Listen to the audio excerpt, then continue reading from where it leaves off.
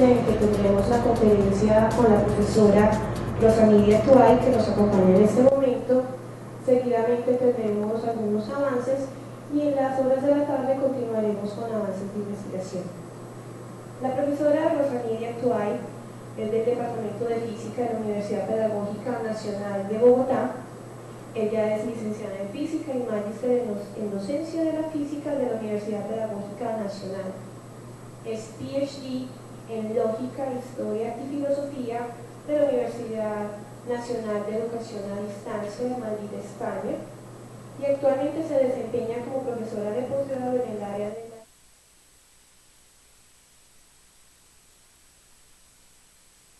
la profesora Rosa. Luego de su conferencia tendremos espacio para preguntas y aquí después tendremos un pequeño receso. Profesora, bienvenida. Bueno, buenos días para todos. Muchas gracias.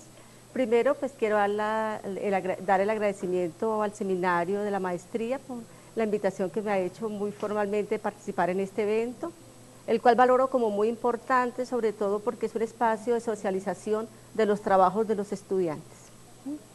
Y justamente en la construcción y en el diálogo con los otros es que es posible ir uno madurando sus ideas, ir construyendo nuevos caminos, porque uno sabe que el camino de la investigación no es un camino que esté agotado o que haya realmente una fórmula para alcanzarlo. Cuando las angustias del investigador se hacen visibles, como las que tenían algunos ayer, uno dice sí, es posible que estén trabajando y que estén apropiando sus trabajos, porque no es fácil.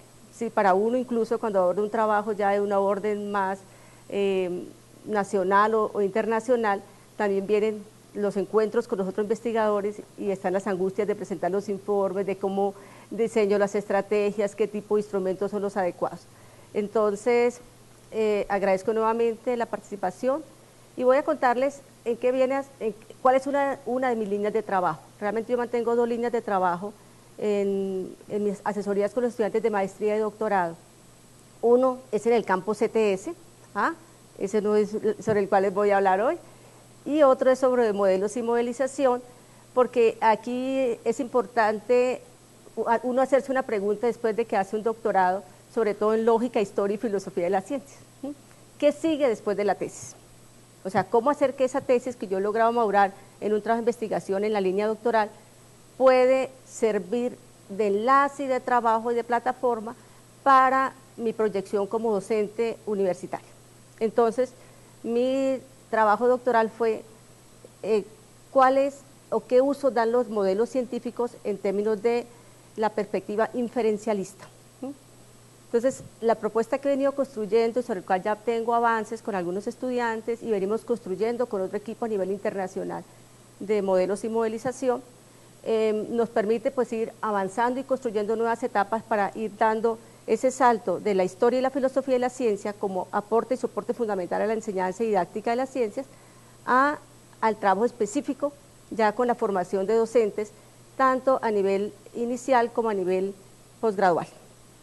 Entonces, espero pues después todos los aportes y todas las sugerencias que son fundamentales.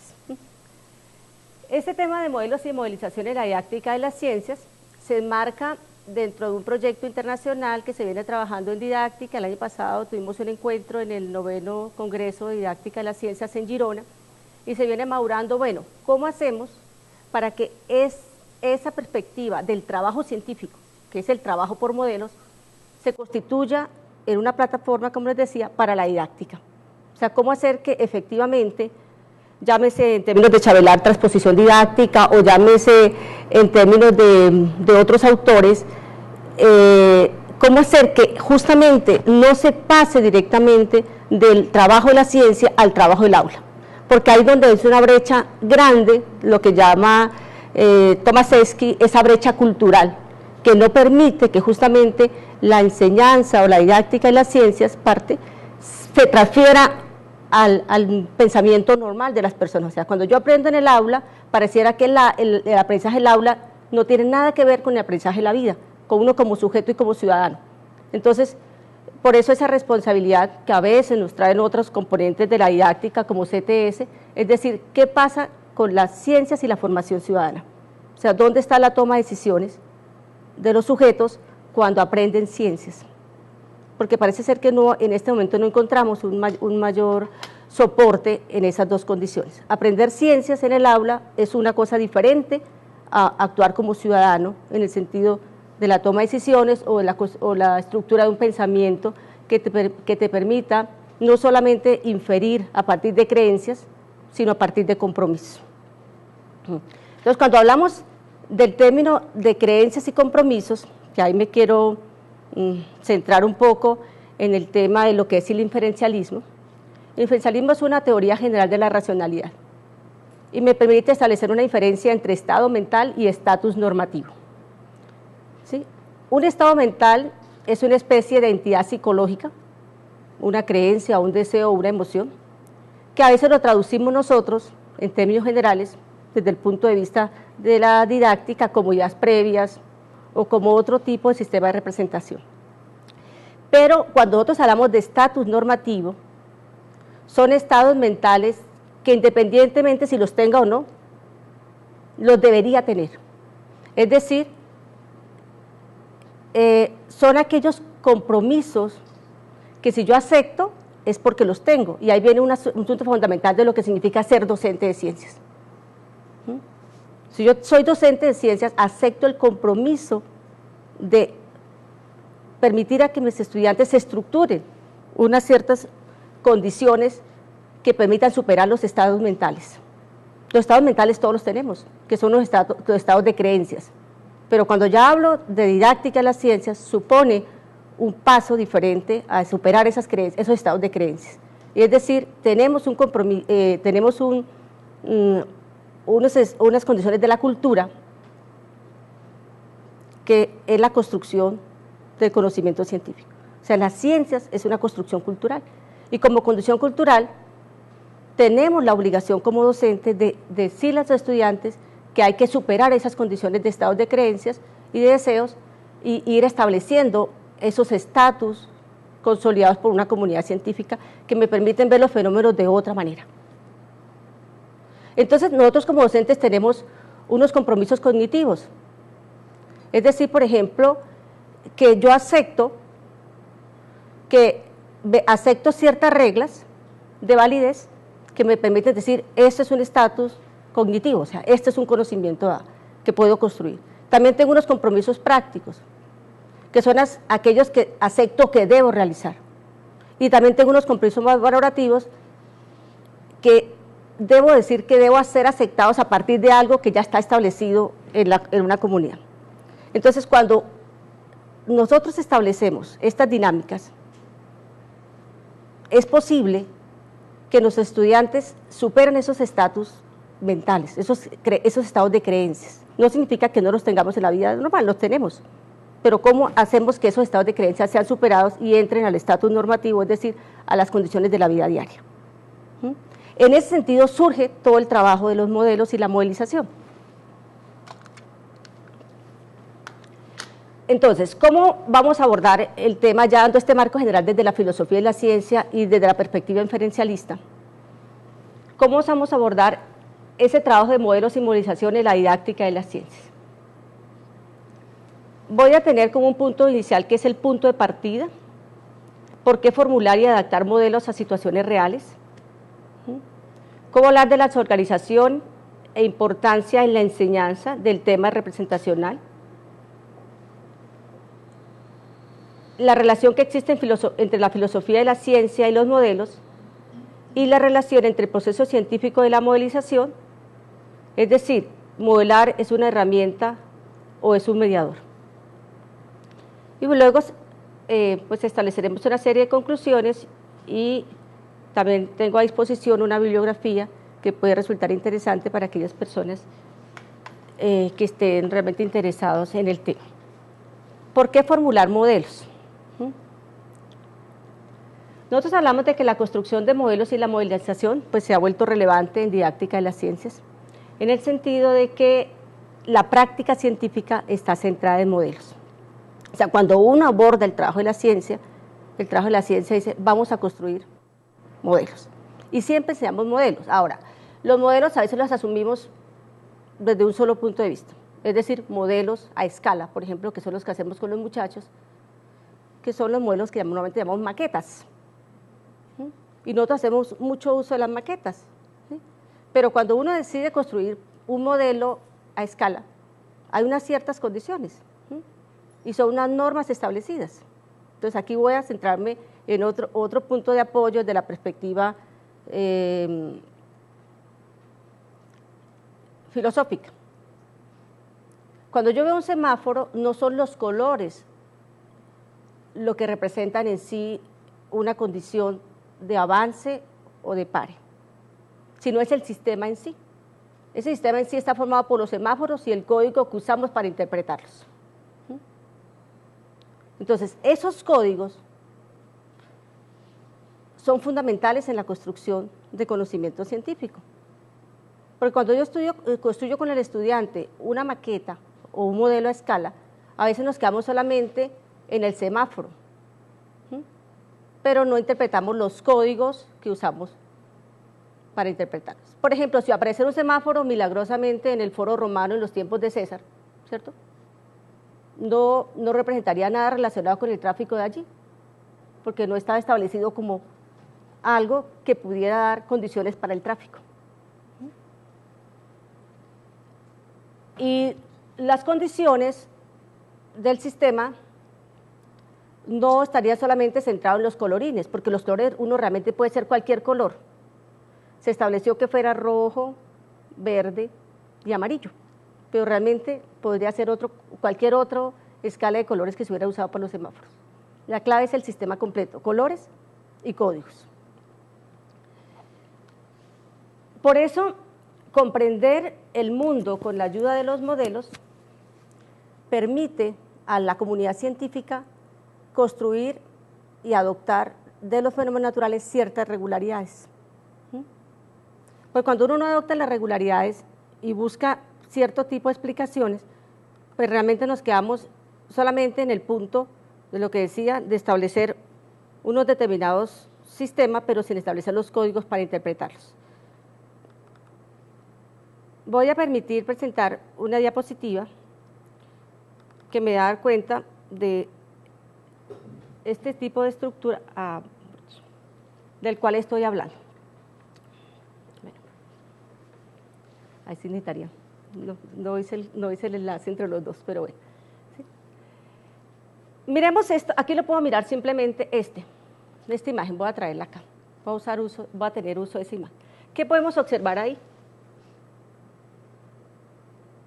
Si nosotros hacemos una ampliación de esta imagen, ¿qué podríamos tener? Inmediatamente que traiga inmediatamente a su código representacional este tipo de imagen. ¿Qué representaría? Un árbol, ¿cierto? Un árbol. Aquí tendríamos en la parte superior, lástima que no está completo, aquí tendríamos también una estructura que uno podría decir unas ciertas condiciones que asemejan esta misma distribución, ¿cierto? Cuando uno compara las dos imágenes, uno podría decir qué tienen de común esta y esta, ¿cierto? Y básicamente en la naturaleza es un problema de distribución. En este caso, este es el delta de un río, o sea, cuando un río ingresa al mar, no entra en un bloque completo, sino que se ramifica. Lo mismo lo hacen las neuronas, lo mismo hacen los alvéolos del pulmón, lo mismo lo hace el sistema nervioso, el sistema sanguíneo. Entonces, la naturaleza, para abordar el problema de la distribución, ¿cierto?, diseñó un sistema, un patrón que son las ramificaciones. Es decir, si yo quiero ser óptimo en el sistema, no puedo llegar completo, entonces me ramifico y de esa manera puedo distribuir energía, puedo distribuir oxígeno, puedo distribuir sangre. Construir esa serie de patrones con los estudiantes nos permitirá ir más allá, porque si yo logro identificar, por ejemplo, un tema de distribución de fenómeno natural, digo, este modelo, este código que usé para interpretarlo, lo puedo usar en otros sistemas. Por ejemplo, todo el sistema de transporte de una ciudad tiene exactamente la misma dificultad. ¿Cómo distribuir, en este caso, personas, o distribuir correos, o distribuir equipajes en los grandes aeropuertos? Entonces, Entonces, ¿qué uso? Ramificaciones, es decir, etiquetas, en el caso de las maletas o en el caso de del servicio postal. Entonces, ahora tenemos una maravilla que son los códigos de barras. Los lectores de barras simplemente son los que están discriminando. ¿De acuerdo a dónde van? Este va para Bogotá, este va para Los Ángeles, este va para Singapur, las maletas.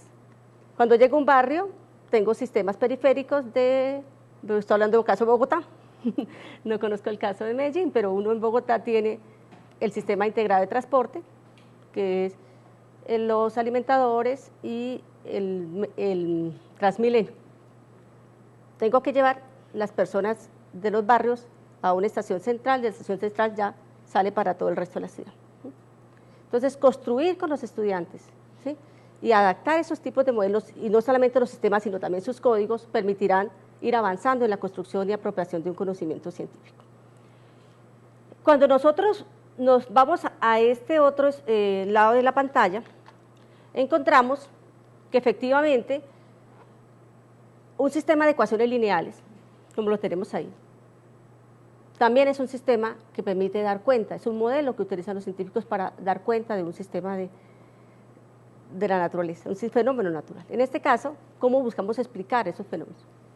Este caso es un atractor de Lorentz, que me permitirá dar cuenta del cambio climático, es decir, cómo logro identificar los procesos de cambio y poder interpretar lo que me da ahora una señal de satélite, o lo que me da, por ejemplo, efectivamente lo que se transmite en un noticiero, o cuando uno ingresa a las páginas de la NASA, por ejemplo, para ver cómo es el cambio de microclima en un lugar, se hace a través de atractores de Lorentz, es decir, ecuaciones diferenciales que van siendo alimentadas constantemente y que me están lanzando el pronóstico del tiempo. Llegar a la construcción de eso demanda para la comunidad científica un gran tiempo.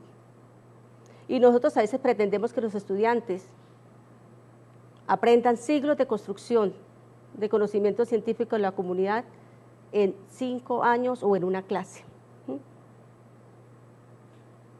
Entonces, realmente atropellamos al estudiante con una gran cantidad de información sin enseñarles cuáles son los códigos que se utilizan para interpretarlos.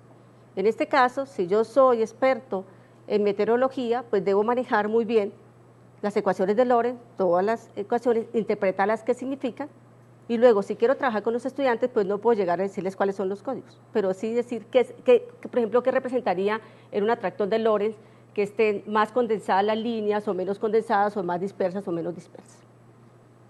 Entonces, nosotros buscamos en ese trabajo armonizar, como lo proponen Donato y Zamora, el papel de los modelos como representaciones, como explicaciones y como instrumentos para el aprendizaje y la manipulación en la didáctica de las ciencias experimentales. No le vamos a pedir más a los modelos en este caso. Habrán otras perspectivas que le pedirán a los modelos otros asuntos. En este caso, mi propuesta es solamente, voy a solicitar a los modelos que me cumplan un papel como representaciones, como explicaciones y como instrumentos para el aprendizaje. Había dialogado que hay una diferencia grande entre la práctica científica, que es el trabajo por modelos, y la modelización, que es lo que podemos trabajar con los estudiantes. Cuando hablo de trabajar por modelización con los estudiantes, o sea, el aprendizaje por modelización, esto permitirá que los estudiantes tengan la capacidad de pensar teóricamente, de interpretar lo que se ve y se toca, de intervenir en ello y de prever fenómenos futuros en términos de entidades abstractas. ¿Por qué entidades abstractas? Porque realmente la mayoría de los fenómenos que nosotros abordamos en las ciencias son fenómenos decantados por la comunidad científica, que difícilmente a un estudiante lo puede ver inmediatamente si no hay justamente ese papel como mediadores que pretenden los modelos. Generalmente siempre trabajamos con entidades abstractas y sistemas idealizados. Usted ve en la física, cuando la física que trabajamos en el bachillerato o en la universidad no es física de sistemas reales. Nosotros trabajamos física de sistemas idealizados. Es decir, imaginemos un cuerpo que no tiene fricción, imaginemos toda su masa centrada en un punto. Ya cuando abordamos un poco el cuerpo rígido decimos tiene dimensiones, pero no abordamos el objeto en sí. Entonces, a veces pretendemos que los estudiantes construyan modelos de asuntos reales, pero basado en principios de modelos idealizados. Entonces ahí hay una gran diferencia entre un aspecto y el otro. Como le estamos pidiendo a los modelos que tengan un propósito fundamental, que actúen como representaciones, voy a mirar qué es una representación y cómo la abordaremos.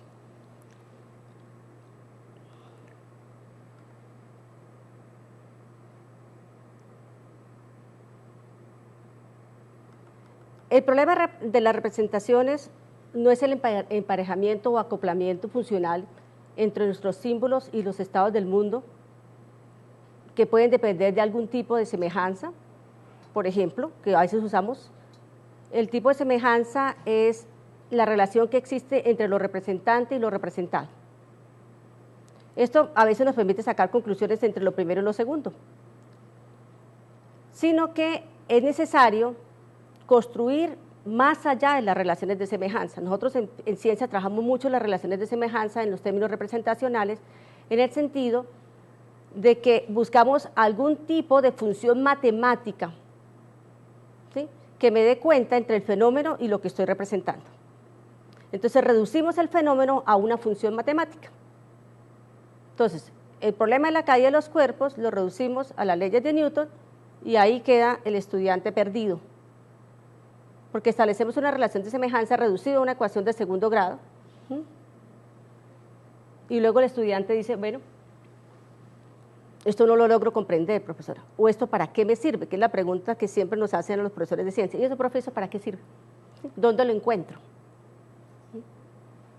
Nosotros podemos establecer, además de esas relaciones de semejanza, algunas relaciones que son de tipo homológico, es decir, que la construcción se da a partir de la misma lógica. Isomorfismos, ya dijimos, es la relación entre un fenómeno y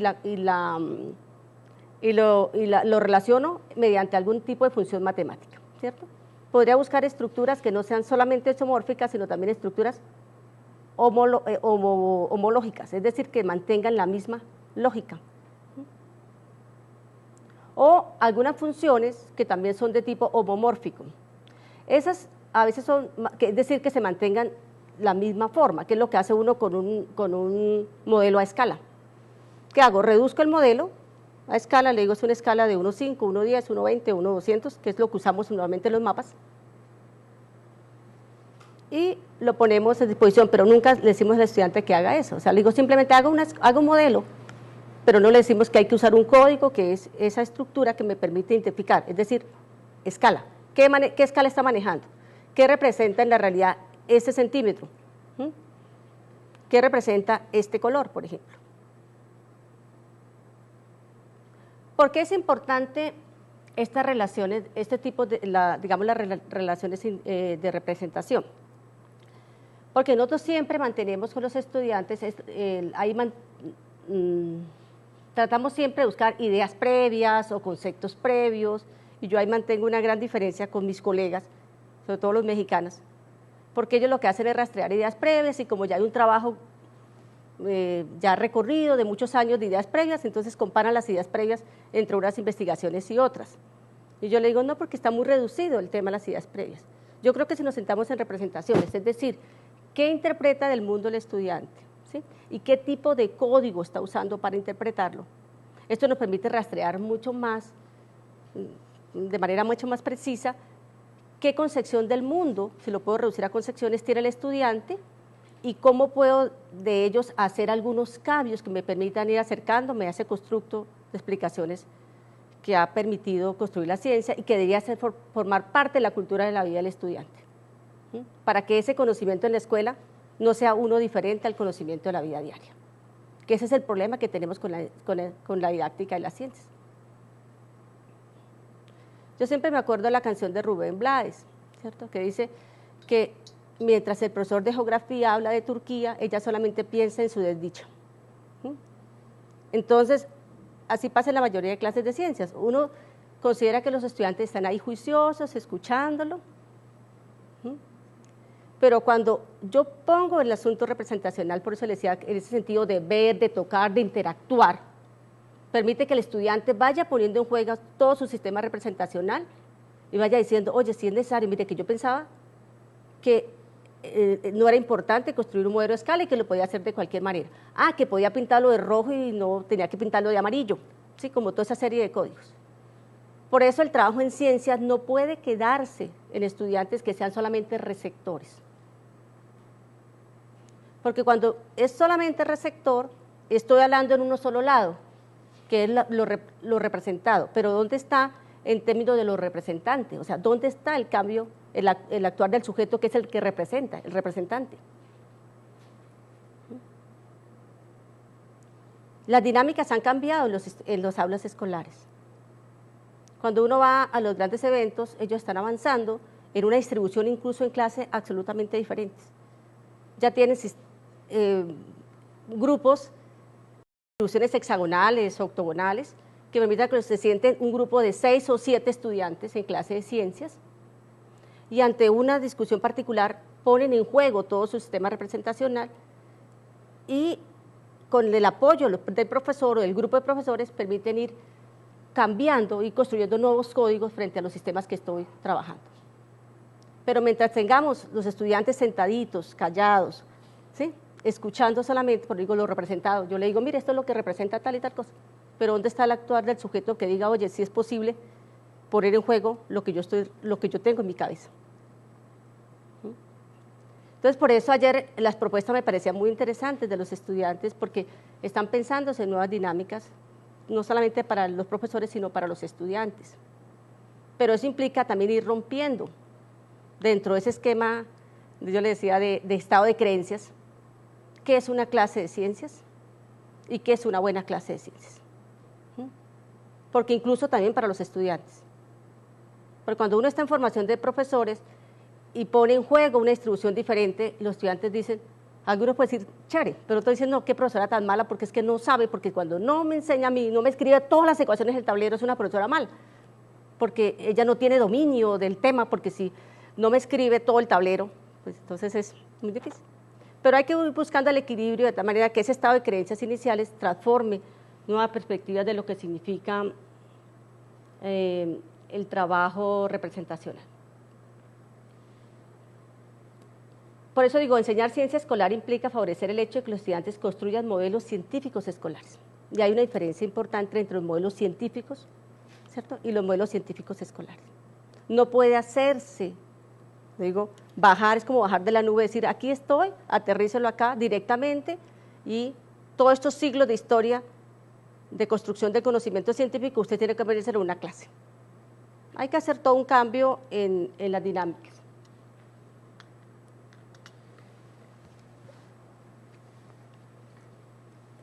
Por eso cuando digo que avanzar en las investigaciones para determinar el uso específico, el tipo de características y propiedades que debe tener un modelo para lograr una explicación en un contenido didáctico, de tal manera que permita sacar conclusiones del sistema que representan, así como condiciones que hacen que estos sean buenos candidatos para aprender sobre el mundo.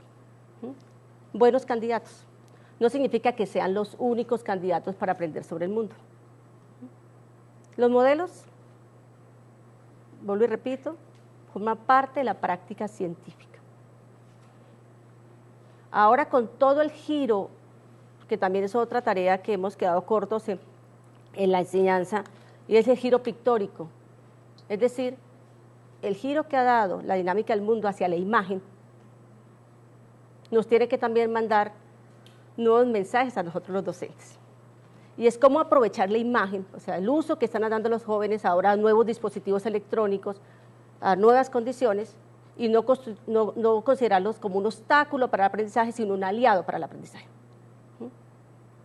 Entonces, estamos dejando de plano una condición de aprendizaje muy oportuna para los jóvenes, que es toda la parte pictórica. Y eso es lo que está manejando realmente el mundo.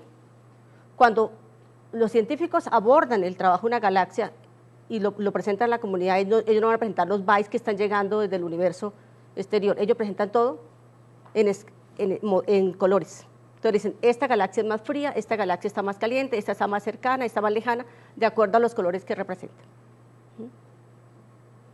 Cuando yo tengo un dispositivo móvil, por ejemplo, que ese es el cambio que estoy dando también en la clase de Mecánica 2, porque uno dice, bueno, yo doy un discurso, pero también tengo que ser coherente con ellos. Entonces le digo a los estudiantes, ustedes tienen un dispositivo muy útil, que casi todos tienen ahora cámara. Vámonos al patio, juguemos, y los unos graban a los otros sus movimientos. Luego me voy a un programa de computador, traduzco eso, ¿sí? Ese movimiento a Bayes, y luego construir todo un sistema de ecuaciones que me permite tener cuenta de un movimiento real. Y ahora digo, bueno, nosotros aprendimos modelos idealizados, es decir, las ecuaciones de Newton, que me dicen esto y esto. ¿Qué diferencia habría entre este modelo, que es el idealizado, que son los que vengo trabajando, y este modelo que es real? ¿Dónde habrían cambios? Y el programa de computador me está dando ideas sobre el sistema real, no sobre el sistema idealizado. Y eso realmente cambia la dinámica. Yo creo que vamos a tener otra nueva formación de profesores a futuro, que es lo que nos está reclamando la sociedad. Porque cuando seguimos formando profesores de tablero, lápiz y papel, o tablero y esto, o proyector ahora, pues el profesor, ¿qué puede salir a hacer en su práctica profesional? Lo mismo. Y la sociedad nos dice, no, tenemos que formar una nueva generación de docentes. Y ahí tenemos que ser arriesgados realmente en proponer nuevas condiciones. Por eso le digo, irle, sin abandonar, por supuesto, yo no estoy diciendo que abandonemos el trabajo científico, pero sí cómo lograr que ese trabajo no baje de la nube directamente y nos caiga como algo pesado con el cual no podemos soportar, sino que algo que sea posible de trabajar y que dé sentido realmente a la didáctica de las ciencias.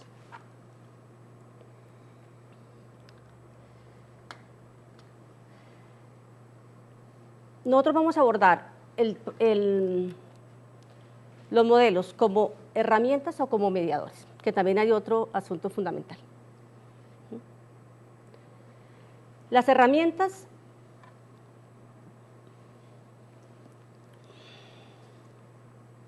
pues han sido siempre usadas por el hombre como ayuda para permitir ciertas acciones. Por ejemplo, cuando se hacen estudios entre los chimpancés o otros tipos de primates o otro tipo también de animales, como las nutrias, se ven que los castores también usan herramientas. Es decir, cuando necesito abrir una ostra o necesito abrir un coco, ¿sí? Los chimpancés cogen una piedra y la usan como herramienta para romper. Entonces, darle el carácter de modelo solamente herramienta me parece que es una condición muy pobre, ¿sí? Porque yo como herramienta lo uso para algo y lo desecho y ya. Nosotros consideramos que los modelos son mediadores, es decir, me permiten esa doble condición que decía ahorita, y es construir explicaciones acerca de los fenómenos naturales, que lo hacen los científicos, pero lo puedo usar en la escuela, ¿sí? Para construir un conocimiento científico que me dé cuenta no solamente del sistema de creencias, sino en el estatus normativo, es decir, traspasar a la cultura, que ese conocimiento escolar no se quede en la escuela, sino que forme parte de la vida diaria del sujeto y transforme su estado de creencias. Por eso ahí nos apoyamos mucho en el trabajo de la profesora Moorman, en Modes as Mediator, o sea, un libro que sale en 1999 de los modelos como mediadores, que eso ya lo conocemos muy en el ámbito de didáctica, no sé si ya se ha ido traducido al español, pero ella nos propone que usar los modelos como mediadores entre las teorías y fenómenos y datos, las teorías, perdón, y los fenómenos y los datos permite ubicarlos en la concepción práctica, considerándolos como los mediadores independientes entre la teoría y los datos, ¿sí? Como mediadores, porque es que a veces hacemos uso, lo que le decía, el sistema y el código por aparte. Tenemos que buscar una relación directa entre lo representado y el representante. Es decir, lo que me da cuenta la comunidad científica y yo como sujeto que estoy aprendiendo, que puedo apropiarme de esto y cómo forma eso parte de la cultura. Entonces, cuando nosotros evaluamos, generalmente damos solamente cuenta de lo representado, es decir, qué dice la comunidad científica, pero no está dando cuenta de lo que está pensando el sujeto acerca del fenómeno. Y ahí podemos hacer uso Es un trabajo más arduo, indudablemente, pero podemos hacer uso, por ejemplo, de las narrativas, del trabajo en equipo que les venía diciendo, de la nueva distribución que hay que hacer en el aula de clase, hay que hacer seguimiento, hay que hacer trabajo con los estudiantes, puede ser estudiantes monitores o estudiantes o el mismo profesor o un grupo de profesores para ir cambiando esas dinámicas. Bueno, todavía no llegamos ahí. ¿Por qué pensar en justamente ese trabajo que hay que hacer paralelo con didáctica de las ciencias?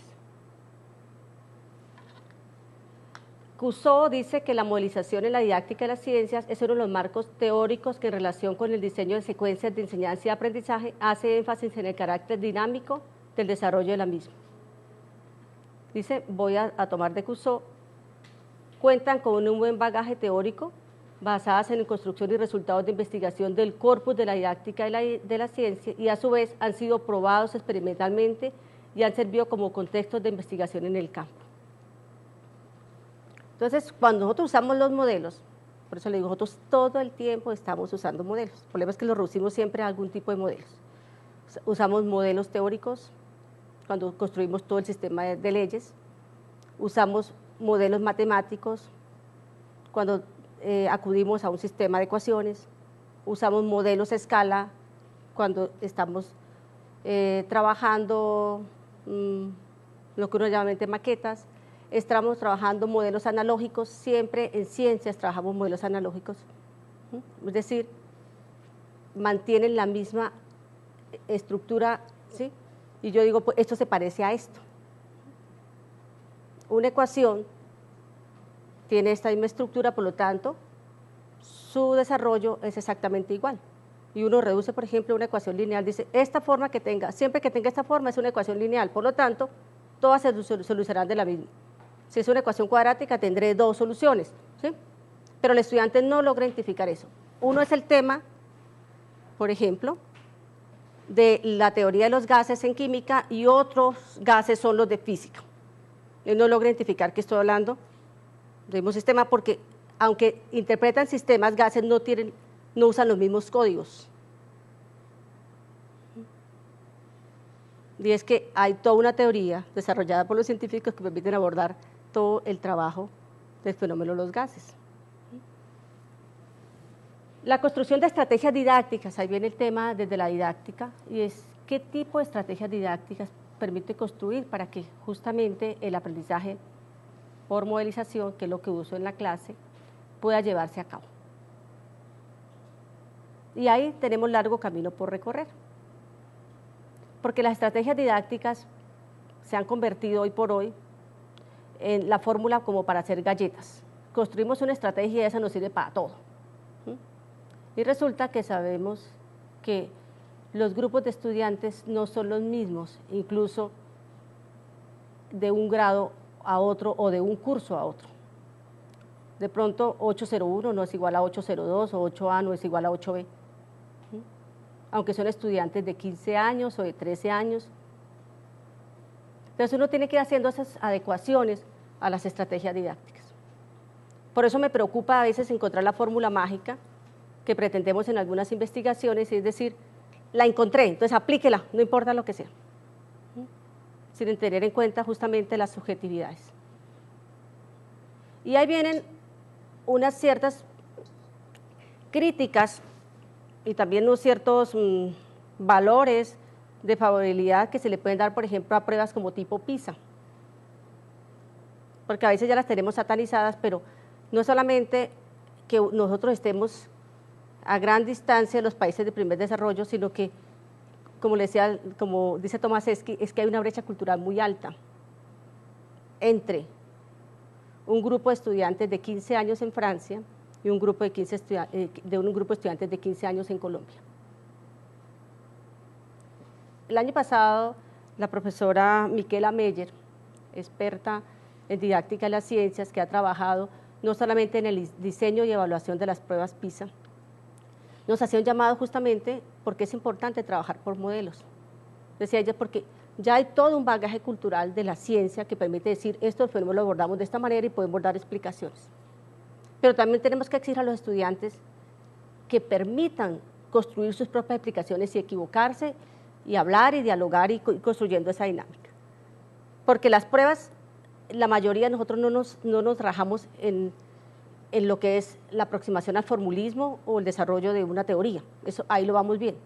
El problema principal es que cuando se dejan los espacios en blanco, que es la nueva dinámica que ahora da las pruebas 11, Saber 11, y es que se da un espacio para que el estudiante conteste. Nosotros, los estudiantes latinoamericanos, no contestan nada. No escriben nada. Entonces está el espacio y ahí eso también da un rastreo de cómo está la apropiación del conocimiento de los estudiantes. Amén de otras condiciones culturales que dicen, ojo, tenemos que hacer algunos cambios en las dinámicas educativas y también en transformaciones de la cultura, porque esa brecha cultural es muy amplia. Ellos dicen, por ejemplo, otros rastreos que se pueden hacer es que miremos el nivel cultural de la madre. Estoy hablando de resultados de pruebas PISA, no es mi interpretación. Ella dice, nosotros hacemos un rastreo del nivel cultural de la madre y sabemos que la madre, por su condición de más permanencia y cercanía con los hijos, jalona efectivamente unas nuevas dinámicas sociales de los estudiantes. ¿Cuántos números de libros tenemos en las casas? Entonces, lo mismo, rastrean países de primer mundo y países en vías de desarrollo como nosotros.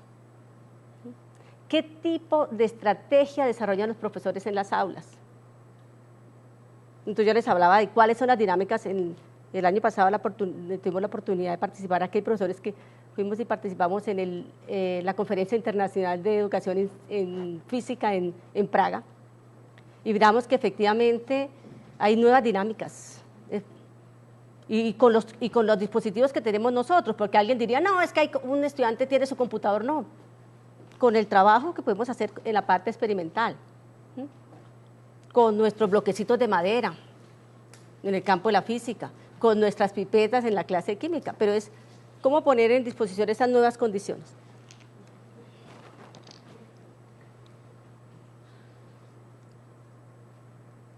Entonces, pensar en que es necesario un giro en la didáctica, y esta es apenas una propuesta, cómo aprovechar lo que hemos venido haciendo, que ha venido haciendo la comunidad científica y que tenemos en el aula, porque no estamos hablando, es darle una nueva mirada.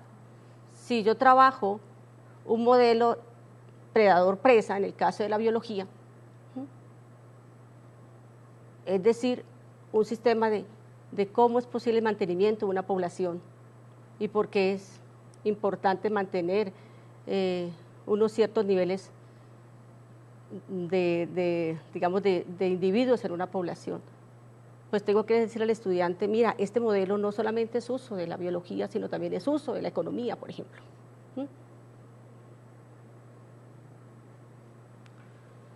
Como también a través de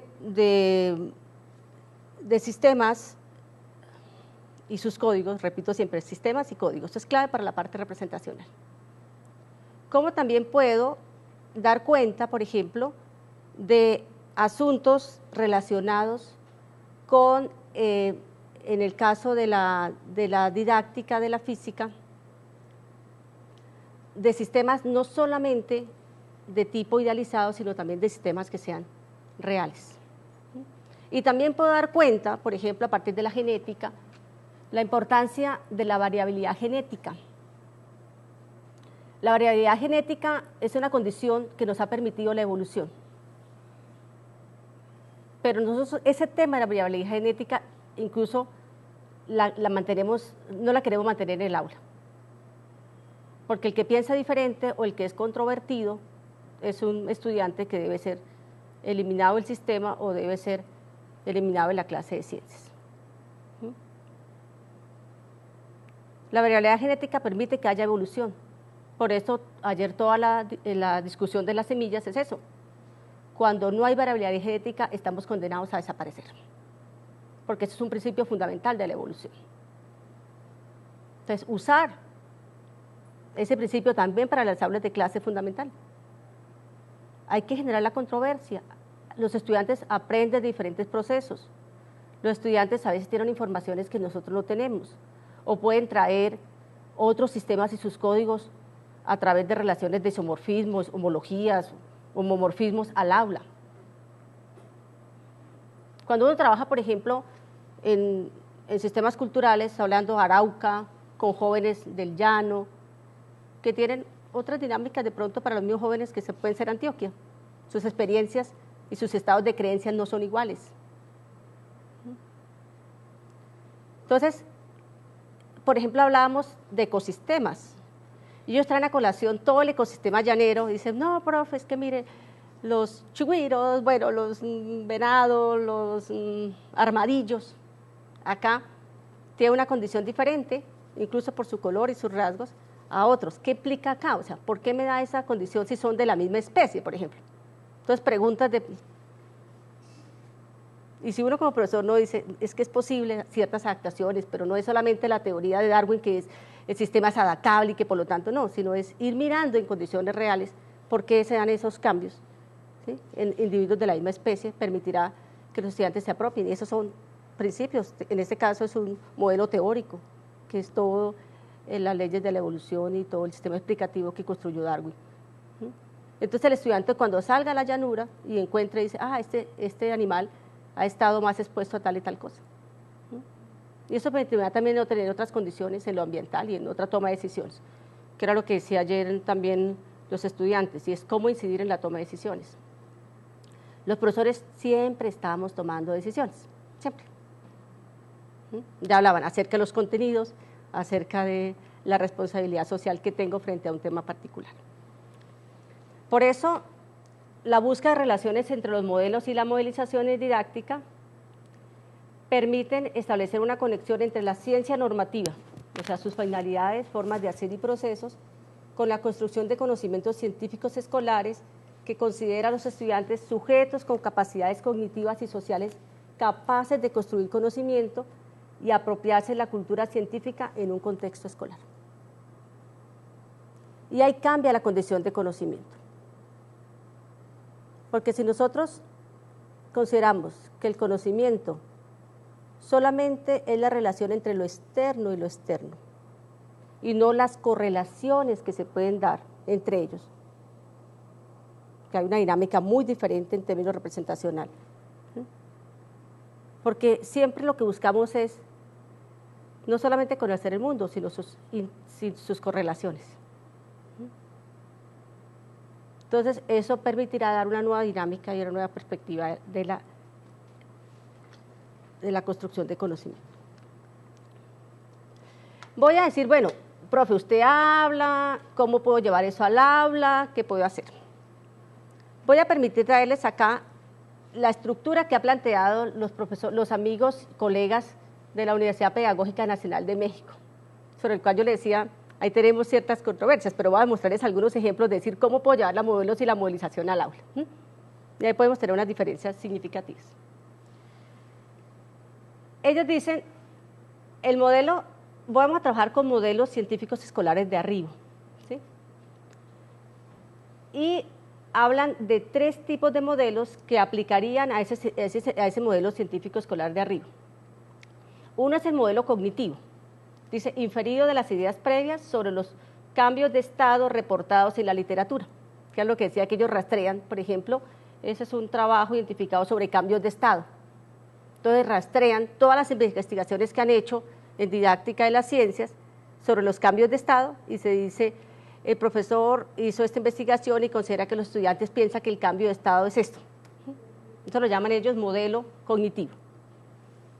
El modelo científico curricular es el inferido del currículo para educación secundaria sobre la temática de cambios de estado, y el modelo científico erudito corresponde al modelo cinético molecular de la materia para explicar los cambios de estado. La correlación de esos 3 modelos tiene que llegar a lo que se denomina modelo escolar de arriba, es decir, una propuesta para fundamentar y establecer los criterios de diseño de la estrategia didáctica a partir del problema identificado sobre cambios de estado. Entonces, lo que hacen realmente, y por eso les decía, ahí tengo serias discusiones con ellos, es porque parece ser que han encontrado ya la fórmula preciosa, entonces no es sino aplicar esa misma estrategia a cualquier tesis, y saco tesis en serie, de maestría. Entonces digo, bueno, usted trabaja sobre cambios de estado, usted trabaja sobre caída de los cuerpos, usted trabaja, entonces simplemente construya eso, defina cuál es el modelo cognitivo. O sea, busque en la literatura qué dicen las investigaciones sobre caída de los cuerpos, sobre cambios de estado, sobre, no sé, en biología podría ser otra temática. ¿Sí? Vaya, busque la literatura. Segundo tema, lo que tiene que hacer es buscar cuál es el modelo científico curricular, es decir, váyase a los contenidos que dice el ministerio, que tiene que dar usted en grado octavo, en grado noveno sobre ese tema. ¿Sí? Y luego, posteriormente, ¿sí?, contraste con el modelo erudito, que es lo que dicen los científicos, y construya ahora su propuesta curricular basado en esos tres componentes. Nosotros venimos ya realizando trabajos con los estudiantes, no tengo todavía, yo les dije a ustedes que no tengo todavía resultados precisos, espero ya después en un próximo evento presentar ya resultados de los trabajos de investigación con los estudiantes, y es que nosotros mantenemos una diferencia muy grande con los profesores de México, y es que nosotros estamos centrados en el tema representacional. Es decir, cuáles son las estructuras de sistemas y códigos que tienen los estudiantes acerca de un fenómeno particular. Entonces estamos trabajando con niños de cuarto de primaria sobre el tema de las sombras. Entonces basado, pues ahí tenemos que ir, en el caso de la literatura, el tema, el problema de los tres cuerpos, y bueno, estamos avanzando cómo trabajar con niños de cuarto grado, la temática del problema de los tres cuerpos, que todavía no, pues está ahí en discusión en el campo científico frente al tema de las ecuaciones. El problema de los dos cuerpos está definido completamente. Pero cómo esa construcción y la interacción entre, en este caso, Tierra, Sol y Luna, permiten dar cuenta de las sombras de nosotros cuando caminamos. ¿Y qué tipo de explicaciones tienen los jóvenes? Y es muy interesante, ahí tenemos un rastreo bastante interesante de todo el sistema representacional, ¿sí?, en términos de sistemas y códigos que tienen los estudiantes de cuarto de primaria. Contrastarlos luego con los modelos científicos, que eso es lo que estamos mirando, porque es importante, el profesor debe manejarlo, por supuesto, y si no lo sabe, pues debe buscar saberlo. Y es que eso me permitirá tener referentes para buscar la interpretación, es decir, mirar si el sistema representacional de los jóvenes está de acorde o no con la cultura. ¿Pertenece a un sistema de creencias o pertenece a un sistema normativo? ¿Sí? Es decir, por eso le digo, ojo con eso, el sistema de creencias es el sistema de deseos, el que yo tengo como la vida normal, que si lo tendría cualquier sujeto si ha estudiado o no ha estudiado ciencias. Pero ahí tendría que haber una gran diferencia entre el sujeto que aprende ciencias en la escuela y una persona que escasamente tuvo unos días o unos años de escuela. Pero cuando nos vamos a la vida diaria, el sistema de creencias de un profesor a veces coincide con el sistema de creencias, ¿sí?, de una persona que no ha estudiado. Entonces uno se preocupa, uno dice, perdón, ¿sí?, ¿dónde está el compromiso, ese estatus normativo que yo le decía, de ser transformador de la cultura? Ejemplos claros, se dice, va a haber un terremoto en 5 minutos y la gente sale corriendo. Entonces cuando uno va a la parte normativa y dice, no, los terremotos todavía no han sido posibles de predecir. Hay ciertos indicios, pero aún están muy lejos los científicos de saber, ¿sí?, cuándo efectivamente se va a dar un terremoto. Aquí nos dicen, en Bogotá, por ejemplo, que más o menos cada 100 años hay un terremoto fuerte, ¿sí? Lo mismo el de Chile ahora, el de Japón, que están esperando el gran sismo, como el de 1915, que fue arrasador, y se ha venido preparando la condición. Pero si una persona que ha estudiado ciencias y aquel que no lo ha hecho sale corriendo, uno dice, perdón, ¿qué hizo la escuela? Los estudiantes aprendieron para responder cuestionarios y exámenes, pero no aprendieron para la vida diaria.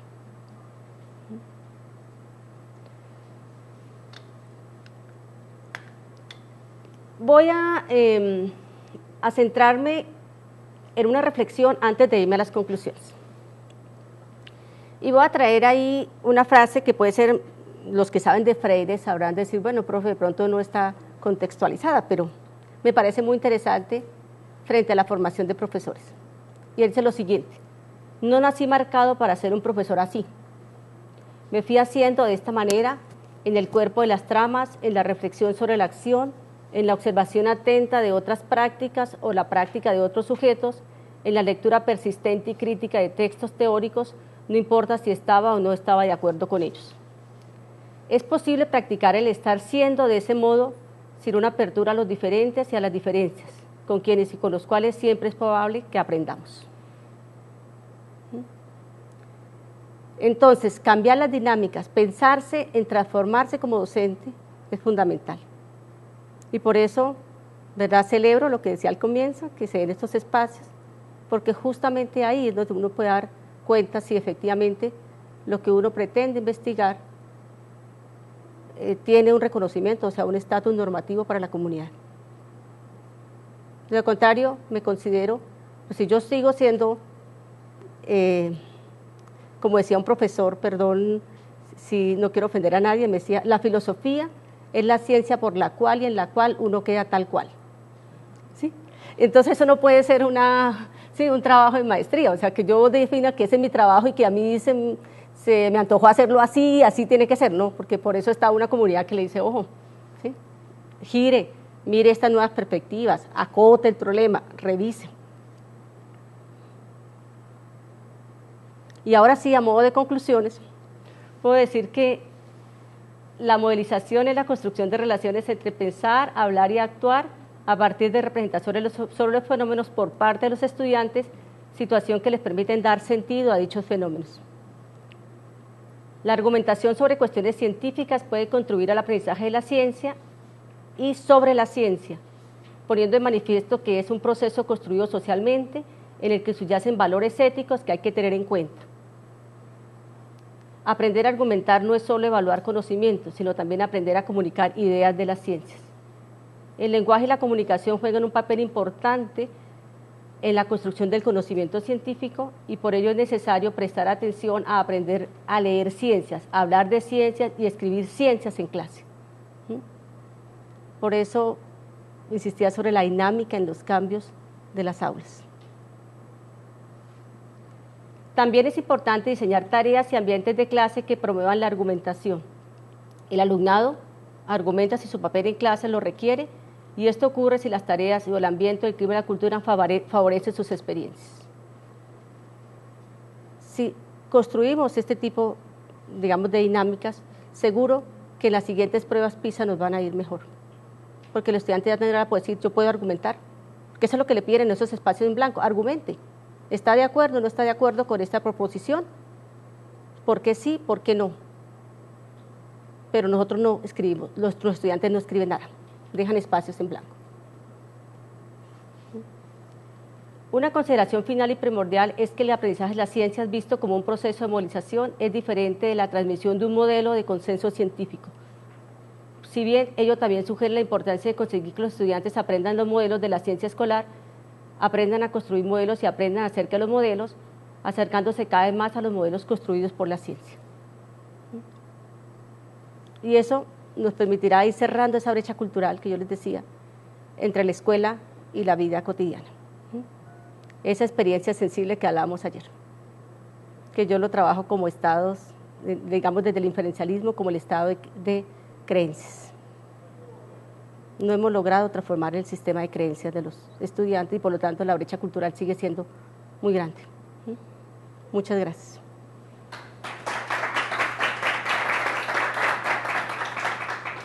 Bueno, a partir de este momento damos espacio para las preguntas que le tengan a la profesora Rosa sobre lo que nos acaba de comentar y al conversatorio que es lo que busca generar esta exposición. ¿Quién quiere comenzar?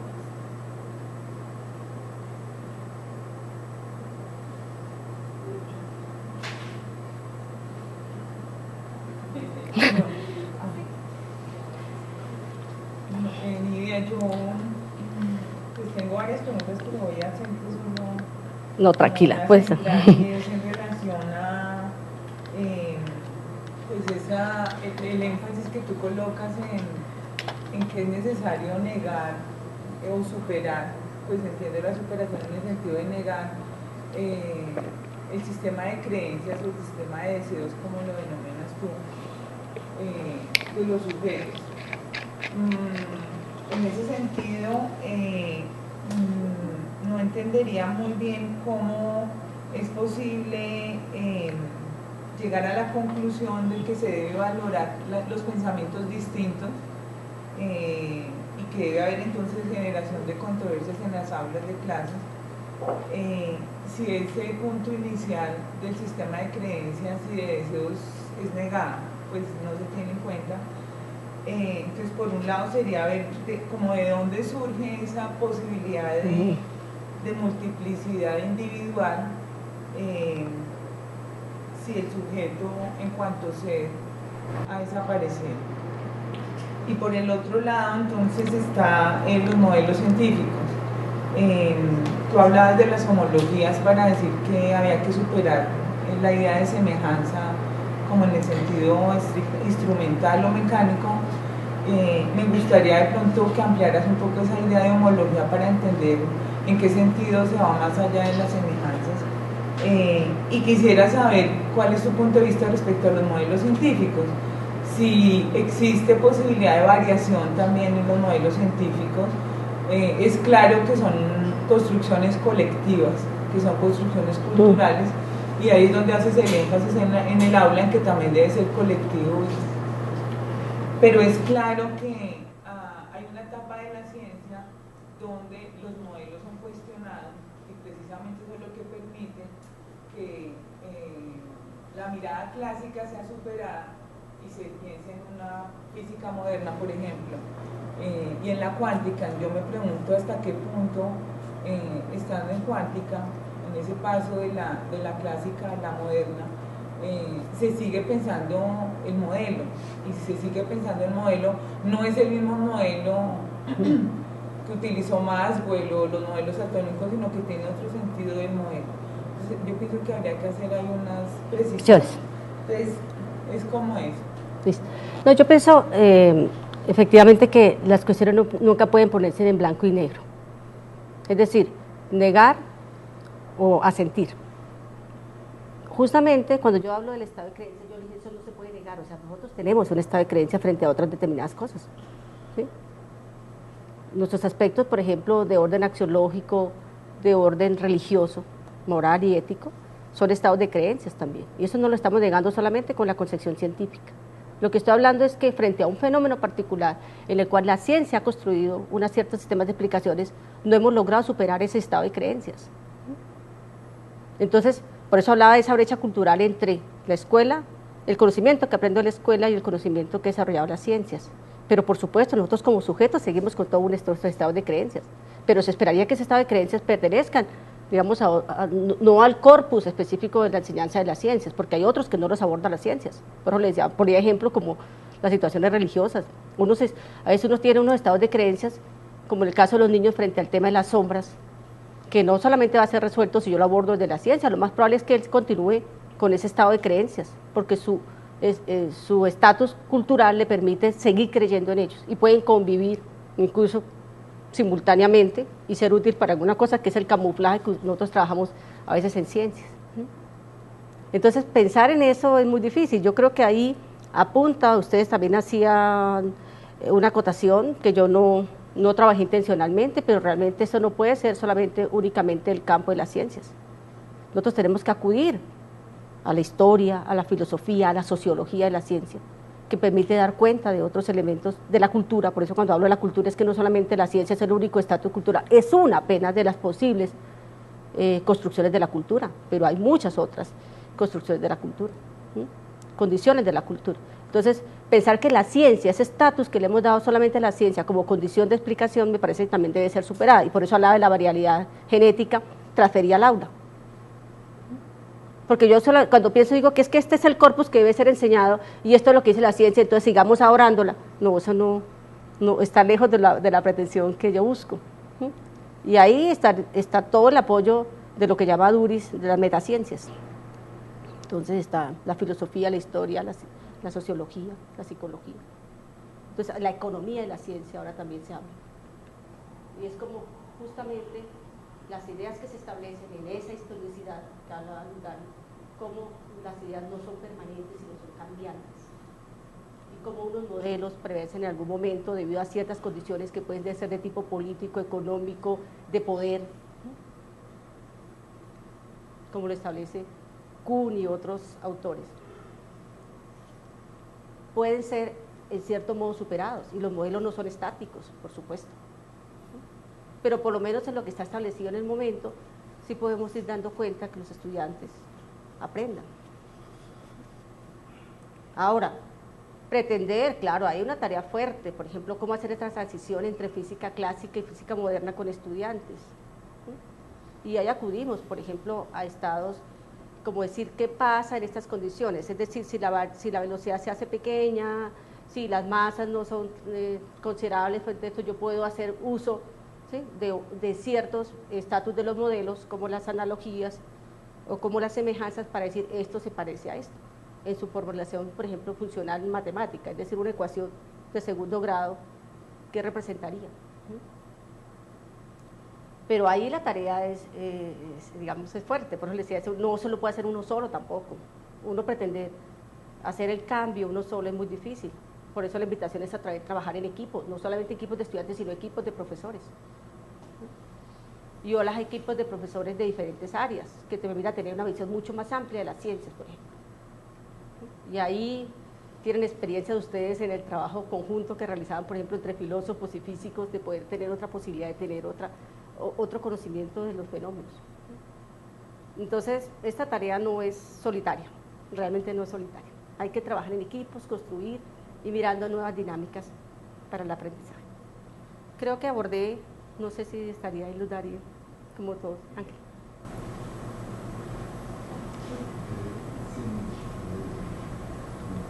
La temática es muy interesante, digamos, todo el asunto de la representación, no solamente en el ámbito, digamos, más científico, disciplinar, de las ciencias, cómo se desarrolla una dinámica, sino también lo que tiene que ver con el asunto de la enseñanza, el asunto del aprendizaje. La temática es interesante, pero bueno, es compleja porque es muy amplia, digamos. Me llamaba la atención de varias cosas, digamos, presentarme en dos que aparentemente parecieran como diferentes, pero yo percibo una relación es como comenzar con el aspecto ya más un poco desde el lado, digamos, de la ciencia, que comenzaste como a hacer esa propuesta de modelos, de uso de modelos en las ciencias. Veo como hay una cierta propuesta interesante en modelos, pero la manera como se presenta, no sé si fue una interpretación particular mía, de una como separación entre, ¿cómo llamaría?, la representación y lo representado. Decías, además, el representante, el sujeto. Sí. Cuando te refieres a los modelos como aquellos mediadores a través de los cuales se explican ciertos fenómenos de la naturaleza, yo percibo como una separación del mismo modelo, representación, las formas diversas que pueden tomar, sea analógico, sea homológico, todas las que identificabas. Como que si pudiera hablar del modelo de forma independiente o al menos diferenciada de lo que quiere representar el modelo, es decir, del fenómeno que quiere estudiar, que es un problema entre lo representado y la representación. Yo diría como un problema, digamos, como que uno en esa aparente dicotomía tiene la primera inquietud, digamos, es si esa mirada que tú quieres presentar del modelo es hablar del modelo no significa cuando menciona uno como mediador, como una explicación de otra cosa, no significa hablar de la otra cosa, sino es una manera de hacerlo. Hay propuestas donde no hacen esa diferencia, digamos así, el modelo, la representación es de hecho el mismo fenómeno natural. Es más, podría extenderse que no hay tanta diferencia entre o dicotomía entre el sujeto que hace el modelo utilizado y el fenómeno o lo representado, porque son, en últimas es el mismo, digamos así. El sujeto que piensa no puede pensar sino a través de modelos y no puede entender sino a través de modelos, y el modelo en sí mismo es lo que quiere representar. Entonces, básicamente la primera inquietud es esa. ¿Esto cómo es el asunto? Es un asunto dicotómico, son separados, una cosa es el modelo y otra cosa es lo que se quiere representar, o el objeto como independiente un poco de lo representado. Es una pregunta que vamos a ver qué opinas de eso. Y la segunda parte es esa, de alguna forma, digamos así, extensión de ese aspecto a lo que tiene que ver con la enseñanza. Es que pues se dice que ya centrado en la enseñanza y el aprendizaje, pues me diera la impresión, me corriges, como críticas de la perspectiva mexicana, digamos, de indagar sobre las concepciones previas del asunto, pero bueno, aquí el asunto de los modelos, cuando hace la diferencia de los estados mentales versus estados normativos, la identificación es, ¿cuál es el propósito de la identificación? Tú haces énfasis en superar, digamos, los estados de creencias para dar paso a esos estados normativos en donde estarían ubicados los modelos científicos. Es como si fuese una actualización de la perspectiva del cambio conceptual o de las ideas alternativas en términos ahora de modelos. Pues, mirar las representaciones que tienen los estudiantes con la intención de superarlas porque esas no son las adecuadas. Entonces vuelve a estar como una dicotomía, que una cosa es lo que piensa el sujeto y otra cosa es el modelo digamos, de las ciencias, y hay que llegar a ese. Entonces vuelve a reproducirse una dicotomía de que una cosa es quien lo piensa y otra cosa es el modelo que sí es, y habría que acercarse a él. Entonces no sé si es como en la interpretación o una adecuada como interpretación, quería como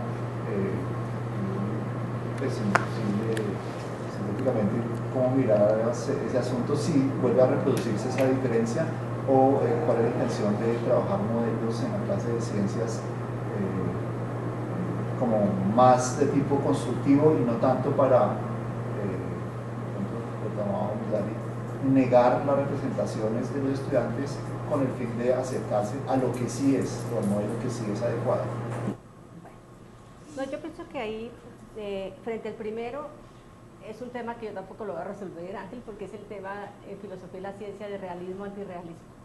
Es decir, si algo representa algo, si yo puedo dar cuenta de que algo me represente. Y a veces ahí hay unos campos muy grandes, digamos, entre filósofos de la ciencia que son antirrealistas y otros muy realistas. Entonces uno, en ese tema, alguien dice, existen los átomos, voy a poner un ejemplo. Entonces nadie los ha visto. Pero alguien dice, yo puedo dar cuenta de los átomos porque los puedo rociar. Y rociar implica que puedo ver sus trazos en una cámara de niebla, puedo ver otras cosas y puedo decir, ahí tengo indicios de que existen efectivamente los átomos, y por lo tanto toda esa teoría puede ser validable en el sentido de dar cuenta de cosas. ¿Sí? Y esa relación entre sujeto y mundo que yo pretendo conocer. Entonces, por eso buscar con los modelos como mediadores implica no negar ninguna de las dos posiciones. O sea, si existe algo que me pueda representar esto completamente, yo puedo dar cuenta de un fenómeno a través específicamente de un modelo, uno dice, pues no, porque eso permitiría decir que no hay cambio en las construcciones y que el sistema y que la cultura científica no es dinámica, es absolutamente dinámica. Los modelos de explicaciones son válidos en un determinado tiempo y momento, de acuerdo a las condiciones. Y algunas veces subyacen durante siglos y uno ve que uno que estaba en menor condición puede ser aceptado y superado, que eso lo estudia muy bien la economía de las ciencias. Y es cómo convencer a los otros de que mis estatus normativos corresponden a mejores sistemas explicativos que a los míos. Ahora, voy repito, yo no quiero negar los estados de creencia y tampoco pretendo decir es que este es el estatus, pero sí hay en la comunidad científica unos estatus normativos y eso no podemos negarlos. Es decir, todo el sistema de creencias científico sobre el cual te estamos dando explicaciones. Yo no pretendo negar los estados de creencias de los sujetos y tampoco decir pretendo negarlos, decir no se considero, voy a cambiarlos. De pronto, si se lee así, no es la intención. Por eso cuando digo que el trabajo de identificar qué hay en la cultura, qué existe en la cultura escolar, es decir, cuál es la percepción que tienen los estudiantes acerca de un determinado fenómeno en particular y qué modelo explicativo construyen, me permitirá dar cuenta efectivamente cuál es el estatus cultural de ese grupo frente a otro grupo. Porque la experiencia, eso que está tomando PISA de los jóvenes de 15 años en Colombia y en otro país del primer mundo no es igual, el estatus cultural no es igual, eso sí podemos decirlo claramente. Nosotros puede ser que tengamos otras condiciones, ¿sí?, que nos permitirán, no estoy diciendo que hay países del primer mundo y que nosotros no alcanzamos primer países del primer mundo, sino la experiencia frente al estado de creencias no son iguales. Pero ¿cómo lograr alcanzar por lo menos ese estatus normativo que sí es el consenso de la comunidad científica? ¿Sí? Y tenemos que tener un punto en común, porque si todo vale, que es un poco la crítica que se le hace al constructivismo, y es que todas las explicaciones valen, pues entonces que apaguemos y vámonos, porque entonces ¿dónde estaría esa condición de un sistema aceptado por un consenso? Pero por lo menos frente a un fenómeno particular sí hay unos ciertos consensos, que los estudiantes pueden llegar a discutir y argumentar sobre esos estados, me parece fundamental, y que puedan ir transformando sus estados de creencias acerca de ese fenómeno particular. Por eso yo le decía, puede ser que alguno no lo logre, eso es muy difícil, uno rastrear, uno lo que hace es mirar a los estudiantes, discuten, argumenten. Ahí viene un poco el estatus de la economía y la ciencia, cuál argumento pesa más que el otro, ¿sí? Y discutan entre todos, ustedes estamos de acuerdo, profe, este es, para este grupo, este es el sistema explicativo que estamos construyendo acerca de este fenómeno particular, y lo representamos de esta manera. Otro grupo de estudiantes lo mismo. Y luego podemos decir que sí están por lo menos cercanos, ¿sí? Yo sí creo que decir eso, yo tengo que decir, el estado de creencias de estos estudiantes sí está cercano al estado de creencias, al estatus normativo o no.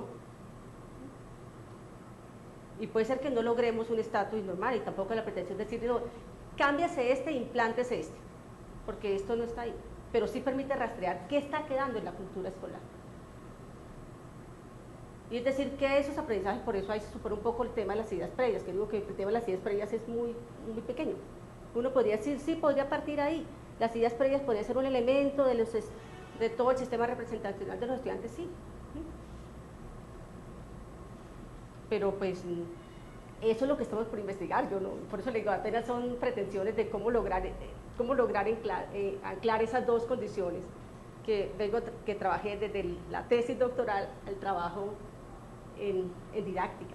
Y hay un camino por recorrer, yo no sé a qué llegaremos, puede ser que diga al final, ¿sabe qué? No logré cambiar el estatus de creencia de los estudiantes. Tengo tres preguntas. La primera es que hoy nosotros sabemos que la enseñanza de la ciencia y la didáctica de la ciencia es sistémica y polémica. Yo no sé si cuando tú estás hablando del fenómeno modelar y estás hablando del modelo, no sé. Lo otro es que me parece que la incidencia en el mundo o en la representación como tal podría dejar la idea de que el mundo es una representación. Digamos que el mundo como Oscar, como decían los alemanes, y no es la forma de ser el mundo. Nosotros habíamos una percepción muy cristiana del mundo, como tal, no habíamos pasado por Hegel, por la filosofía del siglo XX, Habermas, la crítica. Aunque lo de las representaciones creo que es muy interesante, pero el mundo como representación nos puede meter en muchos problemas si eso queda en el basamento epistemológico de los muchachos. Y la tercera, que yo creo que es más preocupante, por la que nos preocupa mucho en esta tarea de la movilización, es el papel fantasma de la matemática. Dice, cuando uno enseña, por ejemplo, física clásica, ¿cierto? Pero los muchachos están viendo, hasta el otro año ven el cálculo diferencial integral. Cuando uno se da cuenta de que el cálculo diferencial integral nació de un problema de la física clásica, se inventó para un problema de la física clásica. Entonces, desde ese punto de vista, esa matemática es fantasmagórica, porque no resuelve ningún problema, pero está ahí. ¿Sí? Y cuando yo veo las derivadas, las integrales, sí, allá hay que llegar, pero ¿hasta qué punto habría que incluir en este tipo de trabajo a los profesores de matemáticas? Que entre otras cosas están unos cuentos muy diferentes, hablando de matemáticas. A algunos no les interesa el mundo occidental, ya, una cosa muy extraña. Pero mira que para poder llegar a los niveles máximos de formalización, que sería pues el estado de toda la noción de francés, habría que tener un fuerte componente matemático, pero enraizado en la formalización científica. Entonces, ¿qué hacer ahí? Porque es una cuestión bastante preocupante. Claro, pero se cuenta que ahí se parte de una posición de las matemáticas como herramienta. Y yo creo que tenemos que superar, yo como eso dije que los estados eran correlacionales, es decir, son constituyentes una de la otra. Cuando yo veo la matemática como constituyente de la física así como dice, y en sentido contrario, entonces son constitutivas entre sí, yo no tengo por qué ver esa separación. Entonces por eso digo, cuando yo hago de una representación de tipo isomórfica, es que busco una función que me dé cuenta de algo. Pero tenemos que superar necesariamente esa condición de herramienta, de la matemática herramienta para la física, como siempre aparecen en todo. Son constitutivas y por eso les dan correlacionales, y eso lo planteé diciendo, el mundo no es solamente aquí hay algo fuera y aquí estoy yo y entonces no. Y así también se constituye el conocimiento, a través de las diferentes interrelaciones que se dan. Entonces ahí hay un cambio de dinámica y de perspectiva absoluta acerca del conocimiento. ¿Y cuál es el papel de cada una de las disciplinas? Que ahí nosotros sabemos que también hay unas tareas fuertes, por ejemplo, Moral lo propone en unir los conocimientos, es decir, ¿por qué seguimos separados en disciplinas? Que fue la tradición que se armó en el siglo XIX, constituirnos en disciplinas y perder la totalidad, pero como ya no podemos volver a global, pero sí podemos trabajar con equipos de profesores interdisciplinares que nos permitirán dar nuevas miradas. No significa tener la totalidad de todo y negar, y decir, no es que construya el modelo, ahora sí que me dé cuenta, es muy difícil. Eso lo saben ahí los de teorías económicas, las propuestas que dicen, si yo me pongo unas gafas veo el mundo de una manera, vivo acá, o si me paro acá solamente veo esta perspectiva y no logro tener la totalidad. Pero por lo menos sí, pero digo, y vuelvo y repito frente al estado de creencia, yo no puedo negar el estado de creencia, pero sí hay un estado de creencia frente a los fenómenos, ¿sí?, que puedo representar a través de modelos, no es la única manera. Esa es la propuesta que yo traigo. Habrán otras propuestas que son válidas, porque uno dice, no es que la mía es la, ¿no? Yo puedo decir, mira, yo puedo tener acercamiento a un fenómeno particular y ese es el uso que hace la ciencia, y es construir modelos para dar cuenta, pero no es la única manera, no es la única condición que tiene la ciencia o la única perspectiva que puedo trabajar desde didáctica en las ciencias. Habrán otras maneras, ¿sí? Eso que decía Ángel, cómo dar cuenta de que el fenómeno en sí dé cuenta de sí mismo, ¿sí? Y esa podría ser otra perspectiva. Entonces ahí los modelos no tienen validez, es decir, no, yo no necesito modelos. Pero como los modelos se constituyen una actividad de las ciencias, digo, esa actividad puede constituirse una estrategia para trabajar. Y esa es la perspectiva que tenemos este equipo de profesores, de pensarse de esa manera. Pero bueno, esa es una alternativa para la didáctica, pero habrán otras.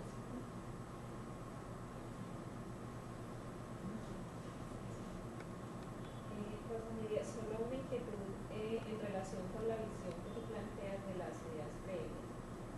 Es decir, yo creo que inclusive desde la perspectiva de la modelación es posible hablar de ideas previas, por ejemplo,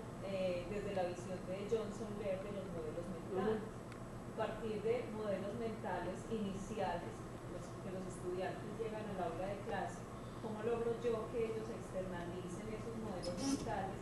¿Y cómo hago, y cómo es tarea obviamente mía como profesor, pensar que el estudiante va a lograr que su modelo mental inicial evolucione al punto de acercarse a lo que es un modelo conceptual o un modelo científico escolar, tal vez como lo denominas? Entonces no sé si esa perspectiva de modelos mentales o modelos iniciales es contemplada desde la idea de modelación que estás trabajando.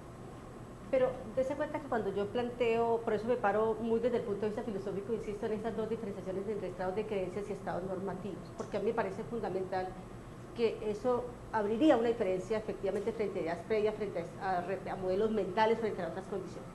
Porque cuando yo me paro de esa perspectiva, digo, es como negar la condición del sujeto, es decir, tiene algunas ideas acerca de algo, pero no está todo el bagaje de la cultura. Entonces, cuando yo parto de que la ciencia es una construcción cultural y es un sistema de explicación acerca de un fenómeno, no el único, pues soy la alternativa a otros sistemas explicativos acerca de un fenómeno, pero sí por lo menos está constituido en un estatus normativo, y es que hay un consenso acerca de algo, ¿sí?